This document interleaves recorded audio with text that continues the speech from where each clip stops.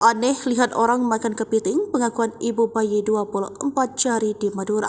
Viral kisah seorang bayi dilahirkan dengan 24 jari di Kecamatan Camplang, Kabupaten Sampang, Madura. Diketahui jika sang ibu berusia 30 tahun itu sempat berpikir aneh soal kepiting saat hamil hingga akhirnya mengetahui anaknya dilahirkan dengan 24 jari.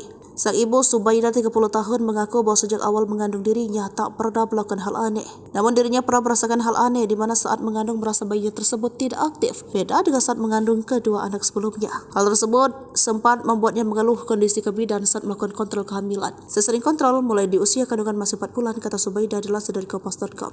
Akan tetapi saat itu Zubaidah sempat merasa heran terhadap kepiting. Kala itu ia bekerja di sebuah rumah makan wilayah Kecamatan Camplang, namun saat itu ia merasa aneh saat melihat temannya memakan kepiting.